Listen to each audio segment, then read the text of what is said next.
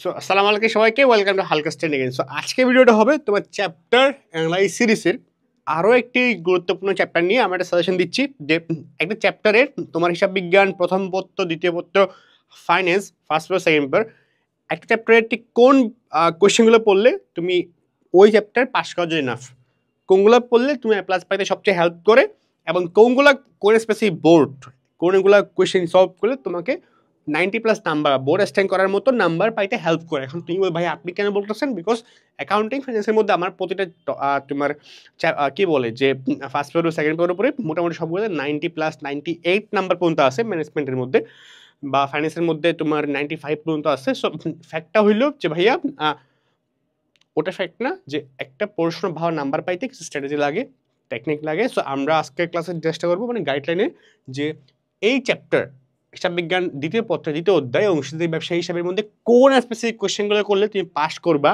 কোনগুলো পড়লে এ প্লাস পাবা, কোনগুলো করলে বোর্ডে করতে সাজেশনমূলক বিষয়পাতি, এবং এগুলো পড়লে এনাফ। ওকে, সো আজকে আমি কত নম্বরে শুরু করি। প্রথমে পাস করার জন্য তুমি বলো ভাই আমি কই মিডিয়াম স্টুডেন্ট, অ্যাভারেজ স্টুডেন্ট, আমার এত কিছু লাগবে না, পাস করতে পারলেই হবে। সো তোমার জন্য দুইটা টাইপসের কোয়েশ্চেন, একটা হইলো লাভ লোকসান বন্টন হিসাব। লাভ লোকসান বন্টন হিসাবটা শেষ করো। হ্যাঁ, একটা সমন্বিত লাভ লোকসান আছে, একটা লাভ লোকসান আছে। লাভ লোকসানটাই পড়ো, বন্টন হিসাবটাই পড়ো। সমন্বিত লাভ লোকসান বন্টন হিসাব করার তোমার দরকার নাই। হ্যাঁ, তুমি এটা এবং বেতন দেখো আছে না, বেতন কত, কমিশন কত, ঋণের সুদের সমন্বয়, পণ্যোত্তোলন কত, উত্তোলনের সুদের পরিনির্ণয়, এই সমন্বয় সাধনগুলো তুমি দেখো কয়টা, বেতন, কমিশন, ঋণের সুদ, পণ্যোত্তোলন, উত্তোলনের সুদ। এই দুই ধরনের কোয়েশ্চেন তুমি দেখো। এটা মানে কি, এটা সমন্বয় সাধন তোমাকে বলবে উত্তোলনের সুদ কত, কতে বলবে কতে। সো এই ধরনের কোয়েশ্চেন করলে তুমি পারলে তোমার পাস করাটা ইজি। তোমার তো বেশি মাথার মধ্যে এফোর্ট নেওয়া লাগবে ভাইয়া অনেক পড়তে হবে, কি দরকার নেই, এগুলোই পড়ো, এখান থেকে কোয়েশ্চেন আসবে, এগুলো আসছে আস্তে আস্তে আসবে। ওকে, সো পাস করার জন্য এগুলো। বাট এখন তুমি যদি বলো ভাই আমি তো পাস না, আমার প্লাস পাইতে হবে, অনেক ভালো করতে হবে, আমাকে বোর্ডে স্ট্যান্ড করতে হবে।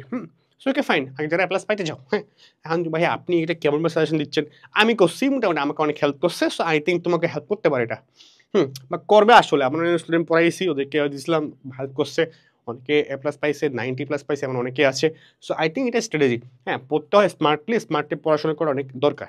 যেহেতু 25 ব্যাচ তোর সামনে পরীক্ষা, তো টাইম নেই যে এখন 2 মাসের মধ্যে একটু পুরো শেষ করে নিব, টাইম নেই। হ্যাঁ, সো কীভাবে কম টাইমে বেস্ট আউটপুটটা আনতে পারি, আমরা ইফোর্ট দিয়ে আউটপুট আনতে পারি, আমরা দেখবো। সো এখন তুমি ভাই আমি প্লাস পাইতে চাই, কী করতে হবে দেখো।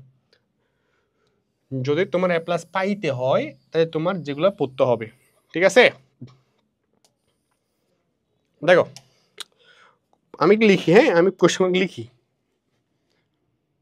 ফর প্লাস যারা পাইতে চাও তাদের জন্য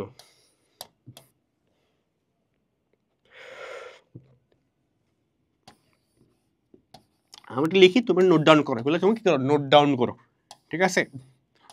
মূলধন হিসাব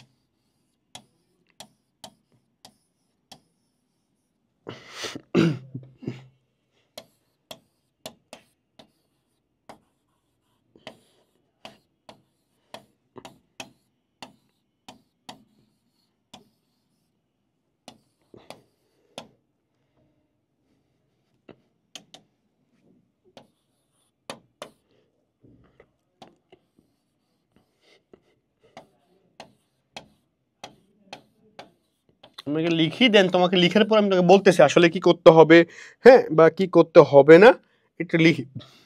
দেখো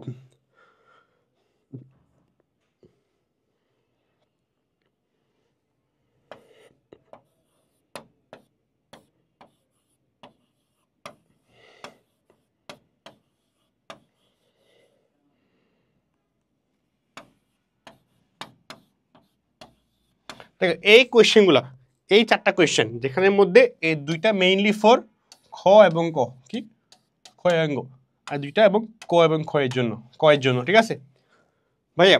যারা প্লাস পাইতে চাও তোমরা মূলধন হিসাবটা, চলতি হিসাবটা শেষ করো, এটা একদম ভালো মতো করো, এটা করলে ফাইন। তারপর কতে ঋণ হিসাব, নতুন অনুপাত, হ্যাঁ নতুন অনুপাত নির্ণয় করো, কোয়েশ্চেন করতে পারে কত, ঋণ হিসাবটা করো, হ্যাঁ করতে বলতে পারে, এগুলা করলে তোমার কমপ্লিট, ঠিক আছে?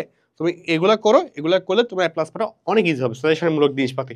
এখন তুই বলতে ভাইয়া এখন এটা করবেন ডাজেন্ট মিন যে তুমি পছন্দ করবে না, পাস করার জন্য যা আছে তাতে পড়বা, আর এই 4টা কোয়েশ্চেন তোমার পড়তে হবে। এখন তো ভাই আমি তো অনেক টপ নোট মানুষজন, আমার আসলে এক্সপেকটেশন হাই, আমি 90+ তুলতে যাচ্ছি। হ্যাঁ, সো তোমরা অনেকে আসো ভাইয়া, তোমাকে বলবো তুমি যদি আর একটু ভালো করতে চাও, জাস্ট 2টা বুট। কয়টা বুট ভাইয়া? ওটা এখানে লিখি, ঠিক আছে? একটা হলো ভাইয়া কুমিল্লা বোর্ড। কি করো? কুমিল্লা বোর্ড। তুমি করবা কি ভাইয়া? Comilla board, Comilla board 2019।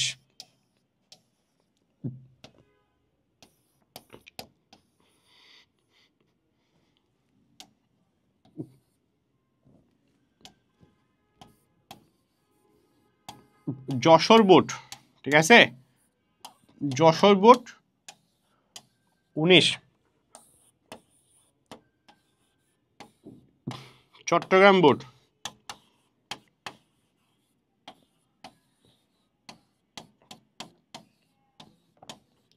21। এবং ত্যাগ অনুপাত নির্ণয়, ঠিক আছে? তুমি এই 4টা ম্যাথ, এই 4টা কোয়েশ্চেন তুমি ডেফিনেটলি দেখবা। এই 4টা কোয়েশ্চেন বাদ দিবে না।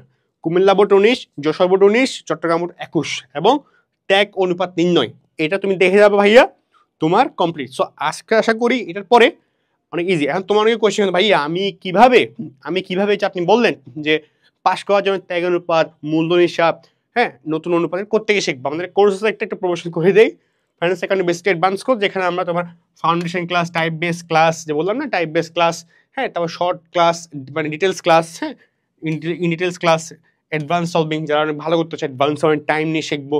অ্যাডভান্স সলভিং এখানে প্রায় 4 ঘন্টার প্লাস, একটা ক্লাসের সংখ্যা 4 ঘন্টার প্লাস ক্লাসও আছে, হ্যাঁ, একটা ক্লাসের লেন্থ।